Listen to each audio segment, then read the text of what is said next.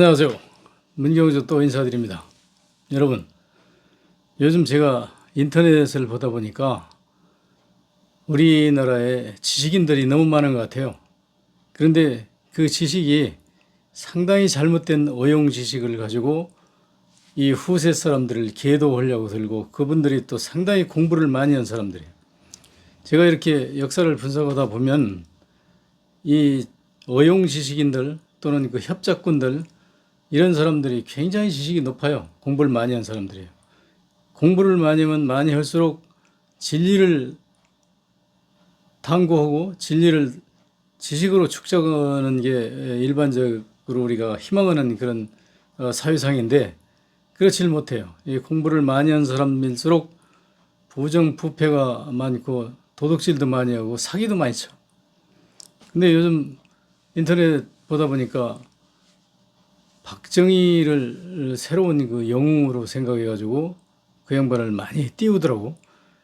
그리고 뭐 잘 알다시피 제가 수차에 걸쳐서 계속 리와인딩해서 말씀드리는데, 이순신 장군도 만고의 영웅 충신 뭐 이렇게 하잖아요. 근데 그건 여러분들이 공부를 참 잘 아는 것 같아.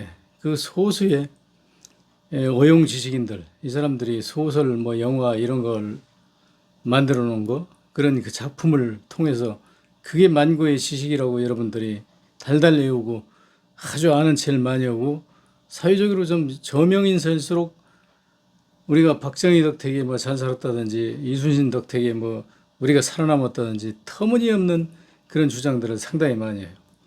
그런 얘기 할 때마다 저는 저라도 나서야 되겠다, 안 되겠다, 이런 생각을 자주 합니다. 오늘은 제가 무슨 얘기를 하려고 그러냐면, 박정희 대통령이 우리나라 경제를 살려가지고 우리가 오늘날 잘 살고 있다. 그런데 우리는 박정희 대통령의 그 은혜를 잘 기억 못하고 있고, 우리 정치가들 뿐만 아니라 이 사회 지도층 많은 사람들이 그 박정희 대통령의 영웅적인 경제 개발에 그 뛰어난 그런 능력을, 훌륭한 그 정신을 계승하지 못하는 데 대해서 상당히 안타깝다, 뭐 이런 얘기를 많이 하시더라고요. 근데 저는 그거 상당히 반대되는 얘기를 오늘 하려고 그러는데, 박정희가 어떤 사람입니까? 그 사람이 뭐 일본 천황에게 혈서를 쓰고 일본 군대에 가서 뭐 어쩌고 저쩌고 하는 얘기들은 여러분들이 익히 다 아시는 내용들일 거예요. 그러나 우리나라 사람들, 지금 현재 우리 대한민국 국민들이 어떤 생각을 가지고 있냐면, 그 사람이 과거에 어떤 짓을 했던 그 절차상이나 그런 건 중요하지 않아요. 이 사람이 이루어놓은 게 뭐냐, 오늘날 성공한 그 위치가 뭐냐. 예를 들어서 윤석열 같은 분이 대통령이 됐으면 그 양반이 최고야. 누가 뭐라 그러면 너 대통령 해봤어? 대통령 해보지도 못한 놈이 윤석열이 뭐 잘하는 못하는 내가 얘기할 수 있어? 대통령을 했다는 얘기는 그만한 인물이 된다는 얘기야. 과연 그럴까요? 여러분이 그렇게 생각합니까? 그렇게 생각하는 분이 많겠죠. 그래서 결국은 그 윤석열을 대통령 만드는 거 아닙니까? 근데 제가 박정희 얘기를 좀 하려고 그러는데, 박정희가 여러분이 잘 아시다시피 뭐 일본 천황을 향해서 혈서도 쓰고 일본 군대에 가고 어쩌고 저쩌고 하는 그 내용은 잘 아는데, 이 사람들은 한번 옷을 입을 때 단추를 잘못 끼면 어떻게 됩니까? 그 위아래 단추가 전부 다 잘못 끼어지죠. 이 사람들이 대한민국 국민으로서 한 민족의 뿌리로서 이 사람이 한번 삐뚤어지기 시작한 그 사고방식은 계속 삐뚤어져 나갑니다. 그래서 결국은 박정희가 진충보국 멸사봉공이라고 하는 혈서를 써가지고 일본 천황을 향해서 자기는 멸사, 죽는 그날까지 봉공, 그 일본을 위해서 충성을 다하겠다고 맹세한 사람 아닙니까? 근데 1945년 8월 15일 날 해방돼서 히로히토가 항복을 하고 일본이 이제 졌는데, 그럼 박정희도 배를 갈라 죽든지 뭐 그 충성을 맹세했으면 지켜야 될 거 아니에요. 근데 이 박정희 사람이 안 지키죠. 뭐 원래 대한민국에 들어와서 숨어 있다가 결국은 태릉에다가 소위 그 군사 영어 학교를 미군들이 처음 와서 이제 설립한 거 아닙니까? 왜냐하면 우리 뭐 대한민국 사람한테 영어 가르치고 싶어서 환장해가지고 미국이 가르친 게 아니고, 대한민국 국민을 지키고 대한민국을 리드할 그 지도자를 군부를 통해서 이제 양성해야 되는데 거기에 우선 미국말을 알아들을 수 있는 게 필수적이야. 그러니까 영어부터 가르쳐야 되겠다. 그래서 대한민국 국군을 창설하기 전에 맨 먼저 한 게 영어 교육이에요. 그러면 왜 미국이 그런 생각을 했을까요? 여러분이 잘 아시는 것처럼 미국을 비롯 소련, 영국 2차 대전을 일으켜서 그 연합국이 이제 계속 승리를 이끌어가고 있을 때 1948년 8월 10일 그러니까 해방되기 딱 1년 전에 미국의 뉴즈벨트가 대통령 전용 별장인 덤버턴 호스로 소련의 스탈린, 중국의 장개석, 영국의 처칠, 최선진국의 거두들 세 사람을 모여가지고 4시가 덤버턴 호스크에 만나요. 거기서 뭐라고 그러냐면 지금 점증하는 국제연합을 비롯한 이 세계적인 패싸움에 이 세계 질서를 이끄는데 한계가 있다. 6개, 7개 이 나라들이 앞장서가지고 계도해가지고는 세계를 움직일 수가 없어. 내가 곰곰이 생각해 봤는데 앞으로 세계를 우리가 일사불란하게 움직일 수 있는 게 결국은 유엔이라고 하는 단체를 만들어야 돼. 유엔을 만들지 않고는 이 세계 질서를 잡을 수가 없어. 그래서 내가 유엔 창설하고자 하는데 처칠 그 당시 중국의 장개석이 이제 이 극동아시아의 굉장한 그 거두지 않습니까? 장개석, 소련의 스탈린 이 세 개의 거두들 의견은 어떻소? 물어보니까 그거 좋은 생각입니다. 그 창설해가지고 세계 질서를 우리가 그 좌지우지합시다. 그래서 거기서 합의된 게 어떤 거냐면 우선 거기 모여있던 세계의 그 거두들 4명은 상임이사국이 돼가지고 그 4명 중에 1명이라도 반대를 하면 그 유엔이 통솔이 안 돼. 그래서 상임이사국이 앞으로 이제 프랑스까지 더 늘어나는데 한 5개국이 상임이사가 되고 나머지는 그 졸갱이들 모아가지고 조직을 만들어가지고 유엔에서 세계를 지배하는데 우선 가장 중요한 게 인류는 전쟁을 통해서 망하게 돼 있어. 그러니까 전쟁을 방지해야 되는데 어떻게 해야 되냐. 우리가 유엔을 창설해가지고 유엔 대표를 선출해서 그 대표가 전쟁하는 당사국에 가서 중재를 하자. 너희들이 전쟁하면 안 돼. 세계 질서가 망가지니까 당장 중단해. 이렇게 강력하게 요구를 해가지고 전쟁이 중단되면 좋은데 웃기고 앉았네. 유엔이 뭐 나 밥 먹여줬냐? 유엔이 뭐 네가 뭐 뭔데? 우린 전쟁해야 되겠어. 그래가지고 계속 하면 유엔이 각 나라에서 군대를 차출해가지고 유엔군 사령부를 조직해가지고 유엔군을 투입해가지고 그 나라를 조지자. 그 나라로부터 침략받아가지고 망가진 나라를 배상을 해라. 그 손해 내용을 그 유엔이 이제 그걸 주도한다. 이렇게 해가지고 대충 이제 합의를 했는데 그러고서 이제 끝났단 말이에요. 1944년 8월 10일 날. 그러고 나서 다음에 1945년 5월에 미국 샌프란시스코에서 국제연합 회의를 열어요. 전 세계에 관심 있는 나라들은 다 모여라.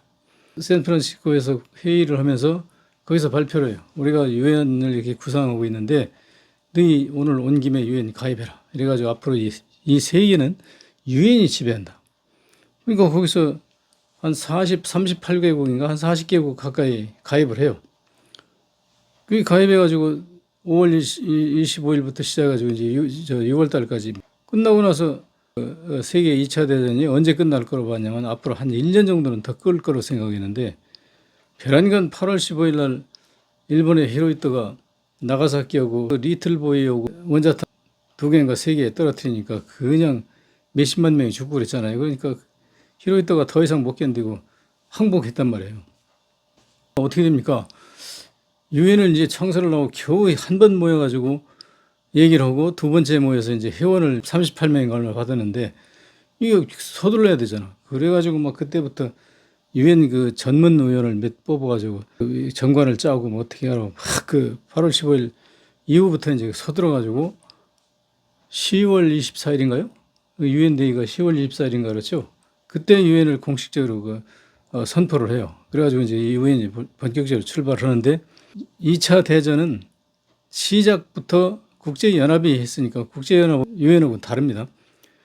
이 국제연합 위주로 해가지고 이제 그 전쟁을 마무리하는 거예요. 그 유엔은 그동안에 이제 준비를 하고 그렇게 하고 있는 상태에서 이제 독일이 먼저 항복했잖아요. 독일이 이제 그 패망을 했는데 독일에 가보니까 전쟁하느라고 뭐 이게 전체 경제력을 그래서 다 퍼부어가지고 형편없는 거예요. 근데 미국이라는 나라는 워낙 땅덩이가 크다 보니까 인구도 여러 계층이 살아요.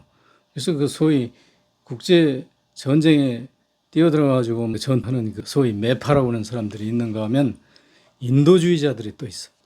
서부 독일이 지금 패망해가지고 굶어 죽는 사람이 수두룩하고 아주 뭐 형편없이 살기 어렵다.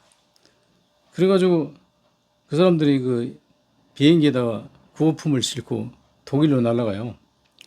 근데 그 당시 비행기라는 건 지금처럼 뭐 제트 비행기 그런 게 아니고 쌍발기 휑 돌아가면서 뭐 하루 종일 날아가야 가는 거. 그걸 타고 독일에 가서 딱 내려다 보니까 비행기가 앉을 자리가 없는 거야. 공항이라고 생긴 건 다 폭파돼 가지고 뭐 도저히 비행기가 앉을 자리가 없는 거야. 그러니까 어떻게 합니까? 그 문을 열고 거기서 구호품을 사람들이 이제 옹기종기 모여 있는 그 무더기다가 구호품을 투하시켜 버려요. 그러니까 비행기가 그 지금 비행기처럼 높이 뜨고 그러면 뭐 다 그 파괴되고 그랬겠지만 그 뭐 이렇게 푸대고 싸운 거 이런 거 투하시키니까 별로 파괴는 안 되고 그 사람들이 이제 주워서 먹을 수 있는 그런 정도가 됐던가 봐요. 이 비행기가 그렇게 한 번 갔다 오고 그 다음에 또 고품을 싣고 가서 보니까 그 사람들이 뭐 이렇게 집처럼 무슨 뭐 음악도 씌워놓고 비행장을 복구를 해놨어요. 비행기가 앉을 수 있도록. 그러니까 그 당시 그 에어라이팅 저 뭐 이게 쌍발기 이런 거는 활주로가 그렇게 길지 않아도 돼. 그냥 그 적당하면 돼. 그러니까 뭐 엉성하게라도 활주로를 만들어 놔가지고 그 활주로에서 가서 앉아가지고 거기서 이제 구호품을 나눠준 거야. 이 상황을 그 미국에서 이제 그 분석을 해보니까 무슨 문제가 생기냐면 동독은 소련의 주도로 공산화됐기 때문에 소련에서 배급을 주니까 동독 사람들은 그냥 그런 대로 먹고 살아. 서독하고 비교하면 동독 사람들은 살만해. 근데 서독은 이게 뭐 기아선생에서 서독이 있단 말이야. 그럼 이대로 놨다가는 동독한테 서독도 흡수당해. 곧 그 독일이 공산화되는 건 시간 문제야. 그러니까 미국이 어떻게 하냐면 아 이거 안 되겠다. 대책을 세워야겠다. 그래가지고 그 비행장이 복구되는 그 주변에 다니면서 공수하던 그 물품을 실어다가 이제 주고 이렇게 하다가 나중에 뭘 갖다 주냐면 무슨 옷감 만드는 거, 뭐 뜨개질 하는 거 이런 걸 갖다 어떻게 하면 될 수 있는 그런 걸 갖다 투하시켜 봤어요. 그랬더니 그 서독의 그 난민들이 그렇게 보니까 그 자기들 할 수 있거든. 그래가지고 뭐 뜨개질도 하고 이렇게 옷을 만들어. 그럼 그 다음에 비행기를 가지고 가서 그 음식을 뭐 식량을 나눠주고 그걸 해수해 온 거예요. 다 뭐 예를 들어서 애기 옷도 있고 무슨 그런 게 있을 거 아닙니까? 그걸 해서 오면서 거기에 대한 적당한 이제 노임을 주는 거예요.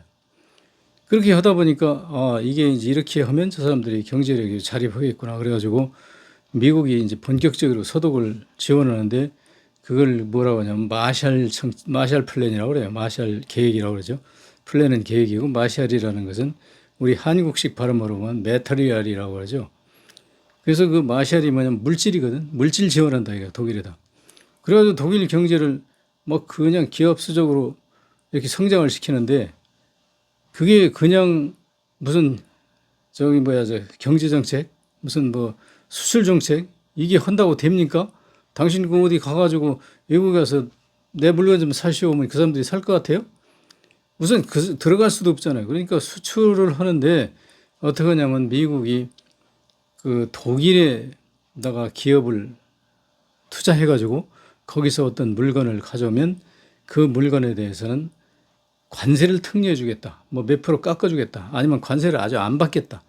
그래가지고 그 세 개의 공장들이 독일로 다 몰려가도록 그렇게 유도를 하는 거예요. 그럼 독일에 가서 공장에서 그 물건을 만들면 관세가 없으니까 그 물건을 싸게 팔 수가 있어요. 그럼 싸게 팔면 그만큼 그 독일의 노동자들이 거기서 일해서 돈을 벌고 그 기업이 막 성장하는 거예요. 그래서 완전히 맨 처음으로 독일의 소위 그 경제 지원 관세 특혜의 그 정책이 성공해가지고 서부 독일이 동독보다 훨씬 더 잘 살게 만들어가지고 결론은 그 자본력에 의해서 결국은 동독을 흡수 통일한 거 아닙니까? 그래서 독일이 이제 그 대성공작인데 그러는 사이에 일본이 이제 항복을 하고 나서 일본 경제가 또 이게 말이 아니야. 그럼 생각해 보세요. 그 온 국력을 다 동원해 가지고 이게 막 폭탄 만드는데 거기다 이렇게 다 쏟고 이랬는데 그 기업이라고 생긴 건 전부 그 무기 만드는데 올인했는데 이게 무기 만들어 놓은 것도 다 쌓이는데 그 노동자들 월급도 못 주지 완전히 이거 폭망하죠.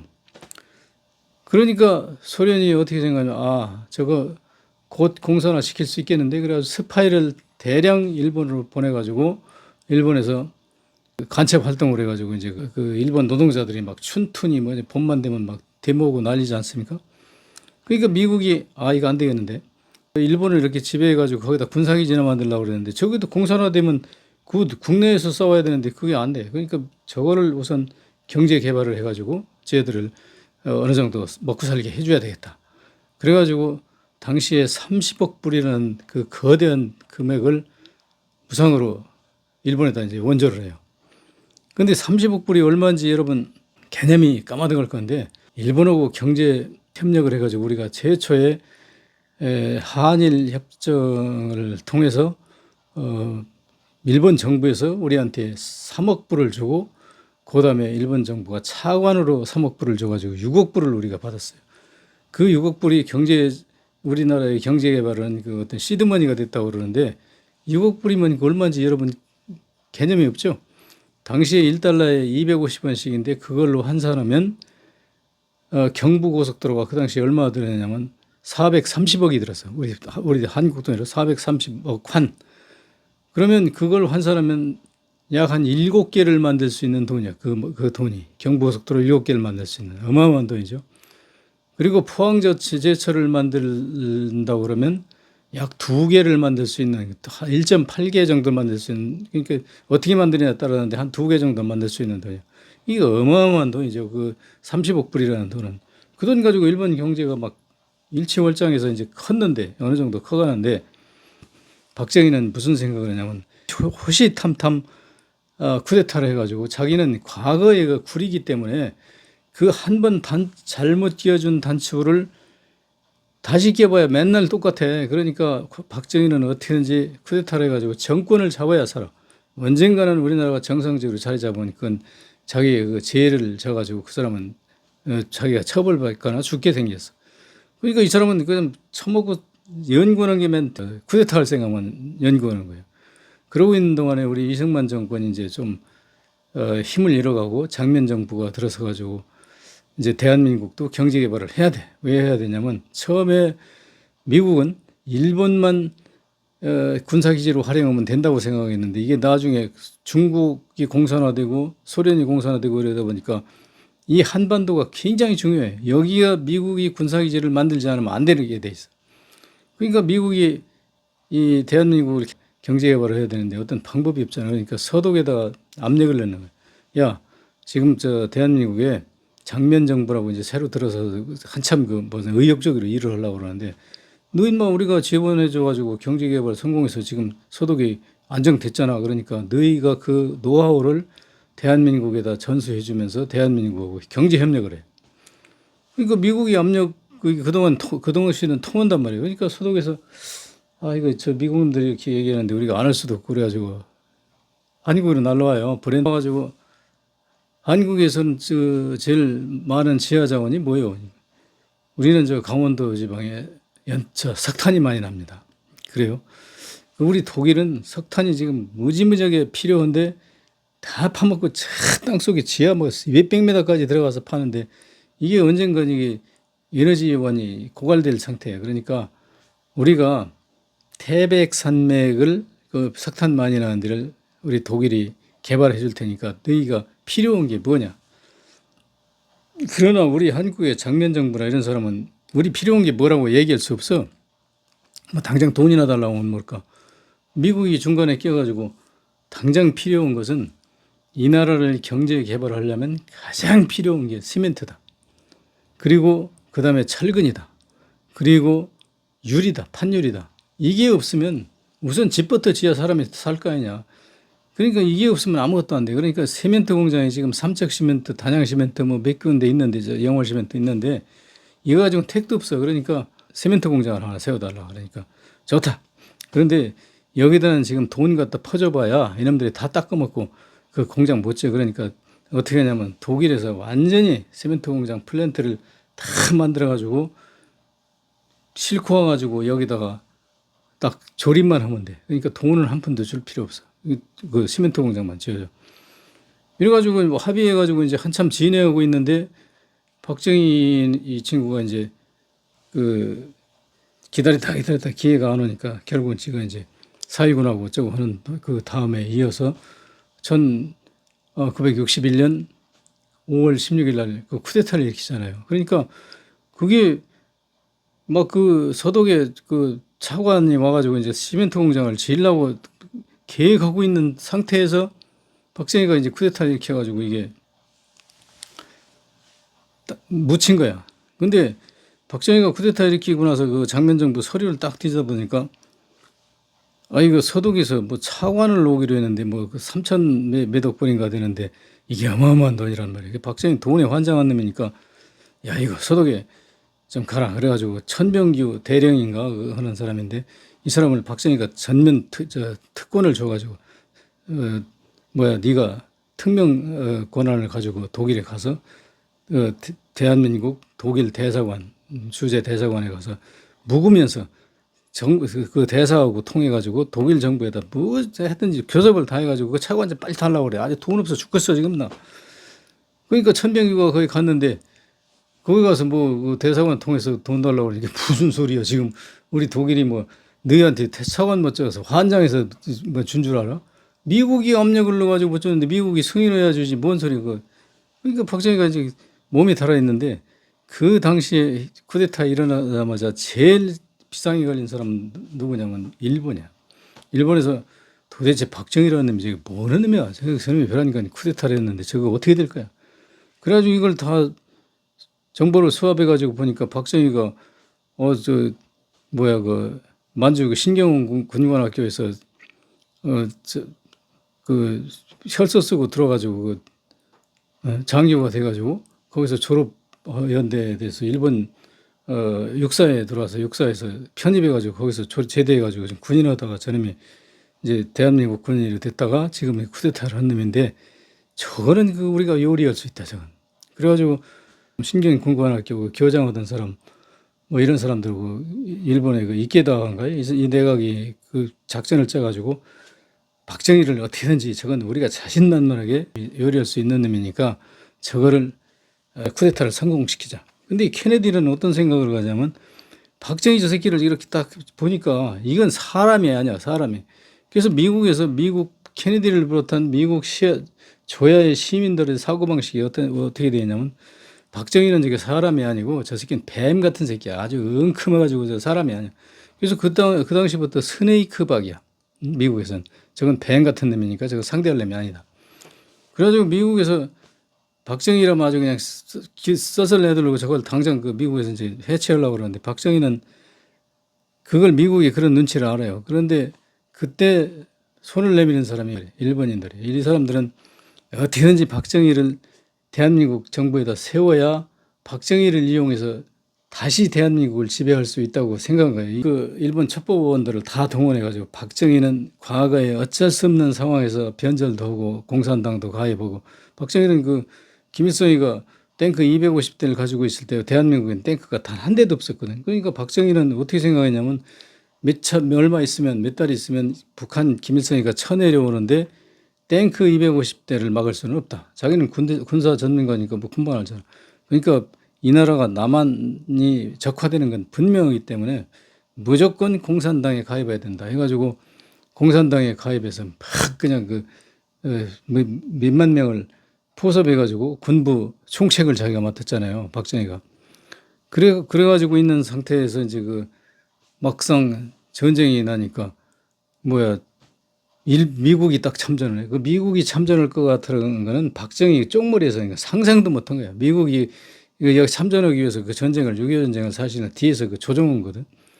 근데 그거를 박정희는 모르지. 그러니까 그랬다가 미국이 오니까 그때 이제 이미 들통나가지고 다 불고 그래가지고 그 자기가 앞장서 지가 조직하고 그 사람들 다 불어넘겨가지고 김창룡이 오고 데려다 이제 다 뭐 수천 명 몇천 명 죽였잖아요. 죽이고 박정희 저 혼자 살아남은 건데. 그래서 그 이제 뱀 같은 놈이라는 거거든. 근데 그런 상황을 다 알고 있기 때문에 박정희가 뭐 그런 점이 있지만 그건 혼란한 그 시기에 대한민국이 어쩔 수 없는 상황에서 그런 변절이 있었던 거고, 박정희는 저는 한번 포선만 해놓으면 미국의 케네디 각하가 아주 유용하게 써먹을 수 있는 극동의 사냥개입니다. 사람은 사냥개 한 마리 키운다고 생각하고 박정희를 이쁘게 봐주세요. 우리 일본이 책임지겠습니다. 그리고 대한민국의 경제 개발을 하는 거, 그 우리가 책임질게요. 우리가 막 그 적극적으로 앞장서서 우리 경험을 살려서 우리도 이제 대한민국하고 이렇게 같이 이웃 나라로 살기 위해서 그렇게 해야 될 거 아닙니까? 그렇게 할 테니까 박정희 저 쿠데타를 좀 승인해 주십시오. 해가지고 이케다가 이제 계속 그 5월 16일부터 막 첩보를 이제 케네디한테 계속 날리는 거예요. 일본이 이제 인사하러 가야 돼 케네디한테. 그래가지고 5월 16일 날 쿠데타 이랬는데 6월 25일 날 이케다가 케네디하고 회담이 잡혀 있어요.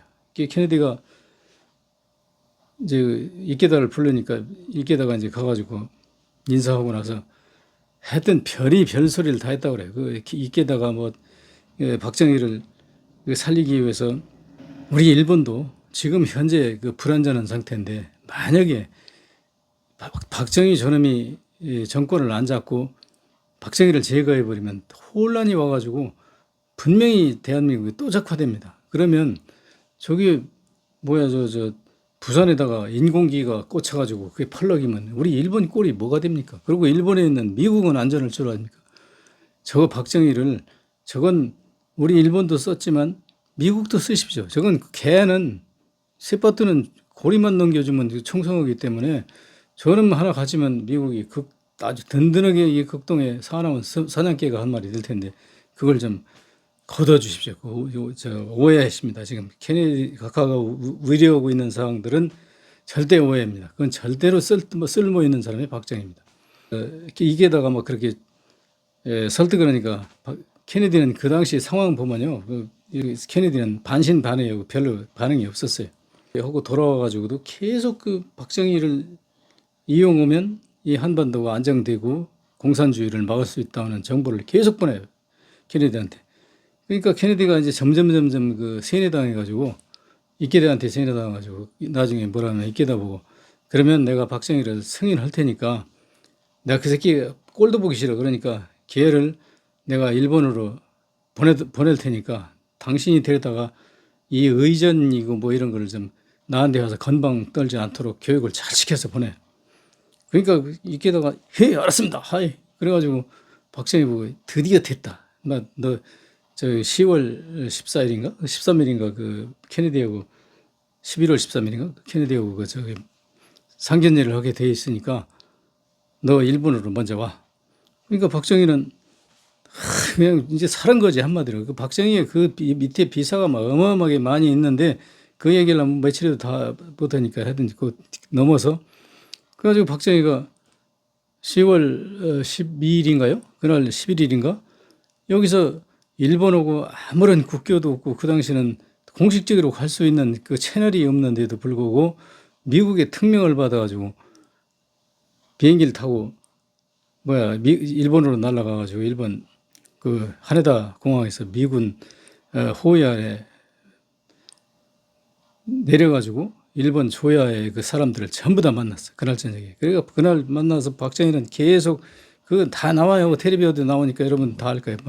일본 말로 그냥 시끄러가면서 나는 처음부터 그 일본의 명치유신 지사님들을 절대 존경하고 앞으로 정치를 그 명치유신 지사님들 방식으로 해나갈 겁니다.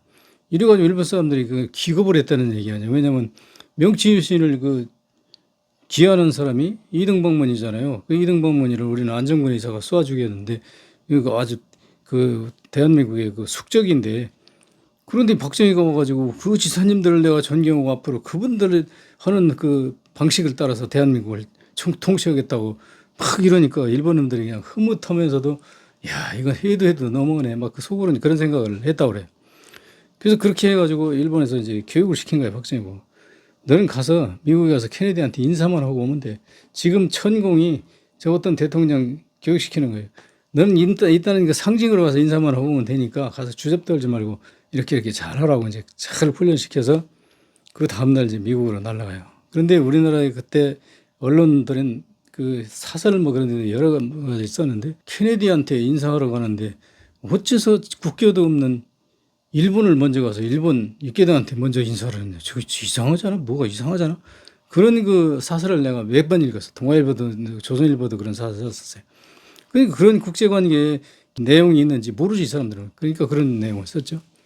그래서 박정희가 미국에 가가지고 케네디가 이제 오케이 해주니까 기고만장해가지고 여러분 이거 텔레비에 보면 나오죠. 선글라스 탁 쓰고 잘해보라고 했더니 케네디가 이렇게 일단 승낙을 하니까 그땐 기고만장해 딱 버텨가지고 케네디 대통령 각하 저희한테 경제 원조를 좀 해주시죠. 어쩌고 이러니까 그 케네디 보좌관이 탁 박정희를 말 더 이상 못하게 막아. 그리고 일본에서 그걸 교육시켰는데 불구하고 거기 가서 그 경제원조를 달라고 하는 거예요. 근데 그 당시에 케네디는 미국 그 시민들 뿐만 아니라 의회 여기서 저건 뱀 같은 인간인데 왜 저거를 케네디가 승인하냐고 막 비난을 받을 때거든. 근데 거기서 경제원조 좀 해주시고 했더니까 누가 수습했냐면 그 조선일보 미국 특파원하던 문명자 씨라고 있어. 이 양반이 박정희 보고 여보시오. 당신 그 국제회의, 정상회의에서 그 건방지게 선글라스를 쓰고 그러고 앉아있으면 어떻게 해요? 그러니까 박정희가 그 선글라스 쓰면 안 되는 거예요?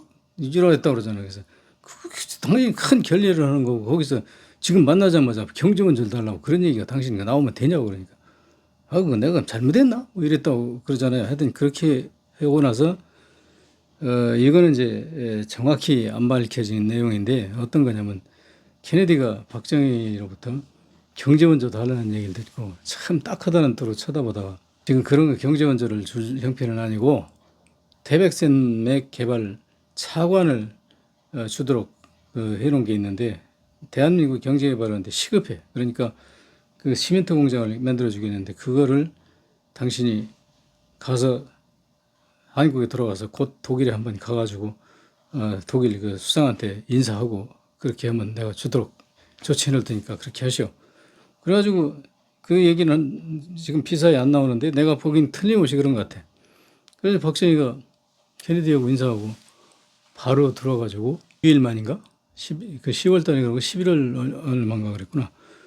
독일로 날아가잖아요. 날아가가지고 독일에 가서 그 뭐 사진만 찍고 이렇게 오고 뭐 차관 이런 얘기는 일절 안 나와. 그냥 독일에 갔다 온 것만 나와. 근데 왜 그랬냐면 내가 보기에는 그때 이제 분명히 독일에 차관을 주라고 이제 케네디가 지시해가지고 독일에서 주어서 가서 이제 박정희가 사인하고 갔어요.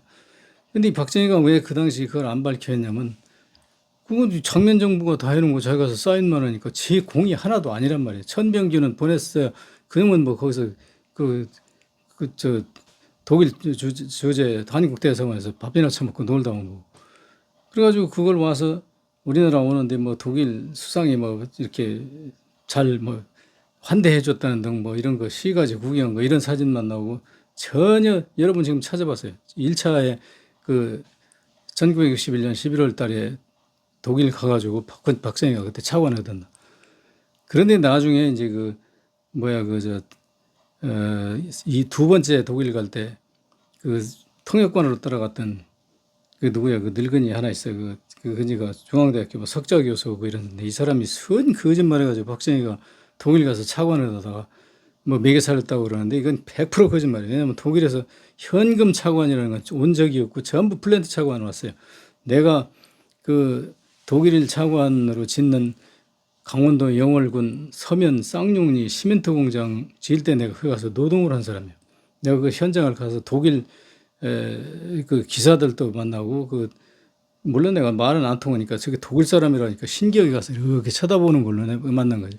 그리고 그때 독일 차가 조수되는 운전대만 있는 차가 한 20, 30대가 와가지고 그 원석을 실어 날리는 걸 내가 직접 보고 참 신기하게 느꼈는데 그 당시는 그게 독일 차관인지 그런 것도 몰랐어요. 나중에 공부하다 보니까 그게 그거더라고. 내가 거기 가서 그쪽에 사는 애가 거기 가면 저 품삯을 많이 준다고 그래가지고 그 여름방학 때 거기 가서 이제 노동품팔이를 했는데 하여튼 그렇게 해가지고 이제 우리나라 경제개발을 시작을 하게 되는데 참 미국은 이제 계속 박정희한테 뭐라고 하냐면 넌 막 경제개발을 시작해. 그 경제개발 플랜에 맞춰가지고 얼마씩 줄 테니까 하라고 그러니까 박정희가 안 해요. 난 경제개발 그런 거 안 해요. 안 하고 내가 다 노하우가 있어요. 그러고 저 외국에서 돈 주는 건 안 받아요. 그러니까 케네디가 이게 환장하겠는 거야. 이 병신이 왜 돈을 주는데 안 받는다는 거야. 그러면 네 맘대로 해봐. 그러면 뭐 어떻게 될 건데.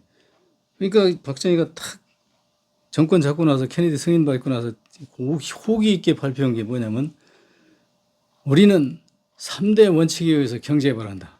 첫째, 앙고라 토끼를 많이 길러가지고 털을 팔아가지고 그 돈 가지고 경제개발한다. 둘째, 돼지 새끼를 많이 낳아가지고 돼지를 길러가지고 그걸 수출해가지고 경제개발한다. 셋째, 바다는 임자 없잖아. 바다에 가가지고 고기를 많이 잡아가지고 정어리를 잡아가지고 그걸 팔아서 경제개발한다. 왜 박정희가 그렇게 했는지 아세요? 미국한테 돈을 받으면 미국이 하라는 대로 하고 미국이 그 승인하는 조건이 뭐냐면 군부에서 조금 안정시키고 군부로는 복귀하라고 그랬거든. 원대 복귀하라고. 그러니까 미국의 그 지시를 받으면 이게 틀림없이 군부로 쫓겨가겠면 나중에 어느 시점에 가서 지가 쿠데타 그런 게 이제 다 의법 조치될 게 뻔하단 말이야. 박정희가 그거 쥐 같잖아. 그 머리 그런 건 돌아가잖아. 그러니까 절대 미국에 돈 주는 거 싫다고. 경제개발 안 한다고. 그래가지고요. 우리나라 사람들이 얼마나 굶어 죽었는지 알아요? 우리도 굶어 죽을 뻔했어. 왜 내가 그걸 잘 아냐면 우리 집이 가난해가지고 옛날에 구호양국을 타먹고 살아요. 한 달에 한 번 정도씩 가서 그 광냉이 가루, 뭐 밀가루 이런 거 사다 타먹고 살았는데 박정희가 쿠데타 일으키고 나서 구호양국이 탁 중단돼 버렸어. 미국에서 안 주는 거예요. 그 의회에서 승인 안 한 거예요. 그래가지고 한 1년 얼마 동안에 그 통계가 없어서 그렇지 그때 무지무지하게 많은 사람이 굶어 죽었어요. 박정희 때문에. 박정희 때문에 무슨 경제 성장했다고. 그래놓고 박정희가 뭐라고 하냐면 그 재건국민운동을 하면서 앙고라 토끼 기르고 돼지 새끼 팔고 고기 잡아서 한다고 그랬는데 그게 됩니까 그게? 그거 뭐 박정희 아니면 옛날에 그거 안 했어요? 다 했지. 앙고라 토끼는 안 기르겠지. 그 앙고라 토끼도 나도 100마리까지 키웠어요. 근데 여름 장마에 다 죽어버렸어. 그거 한번 비장마에 죽기 시작하면 전염병만 다 죽어버려.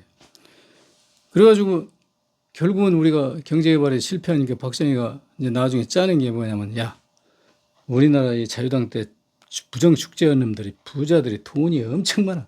지금 지하실원에 다 파묻어 놨을 거야. 그러니까 화폐 개혁을 해버려. 그러면 그 돈 다 끌어낸다. 그럼 그 돈 가지고 우리 경제개발한다. 그래가지고 화폐 개혁을 했는데 돈이 나오긴 뭘 나와. 그 대한민국 자유당 정부 때 미국에서 무슨 원조도 조금밖에 먹을 거 그저 배급이나 주고 그랬는데 무슨 돈이 있어서 거기 그 박정희 머리에는 그런 또 쪽머리라니까. 그래가지고 이제 완전히 국가 부도나게 생긴 거야. 그러니까 그때는 박정희가 이제 뭐 완전히 군대로 돌아가느냐 이게 파탄 나가지고 이제 이게 완전히 몰락하느냐 하는 그 기로에 있을 때 미국이 거봐 이 새끼야 너 그거 해봐야 안 되잖아. 어? 우리가 경제 원조 해준다는데 왜 안 하고 고집부려 이 새끼야. 알았어요. 그러면 경제 원조 해주세요. 그럼 경제개발 미국이 허락한 대로 할게요. 그래가지고 그때부터 미국의 그 계획에 의해서 경제개발을 시작한 거예요. 시작하고 나서 박정희가 가만히 보니까 제일 먼저 구로동에다 그 산업박람회 그 미국이 주도해서 이제 그게 이제 독일 경제개발, 일본 경제개발 우리가 세 번째로 똑같은 방법이야. 그 방법이. 그러니까 박정희가 이거 보니까 이게 막 돈이 굴러다니고 잘 되거든. 그러니까 그때는 이제 전적으로 자기가 경제개발하는 척하고 나서가지고 다니면 사진 찍기 시작하는 거야. 아, 가서 저기 손가락질해 가면서. 그래가지고 박정희가 이제 그때부터 자기 선전한 거야. 그냥 자기가 다 경제개발한다고. 그래가지고 그때부터 이제 이 어용학자 그 싸가지 없는 새끼들이 계속 박정희 찬양하는 그 글 쓰고 어쩌고 그러니까 그 후에 그런 글 써놓은 거 그거 가지고 여러분 그거 읽고 나서 박정희가 다 주도해서 경제개발해서 우리나라 살렸다. 박정희 때문에 거의 2년 동안 우리가 그 굶어 죽은 사람이 얼마인지 당신들 알고 그따위 소리.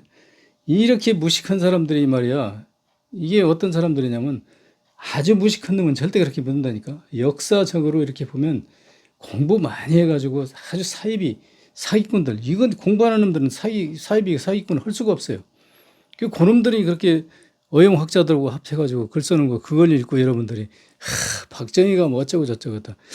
그 내가 생각 같은 말이야. 그 귀시자대기를 한 대씩 때렸으면 좋겠는데 내가 늙어가지고 힘이 없어서 귀시자대기 못 때려. 그 때리면 또 내가 가서 경찰서에 가서 문답에 가면서 조서 써야 돼. 이 우리나라 국민들 이런 국민들 보면 내가 아주 기가 막혀가지고 이 말이 잘 안 나와요. 근데 오늘 말 잘 나오네. 하여튼 오늘 여기까지 하겠습니다. 감사합니다.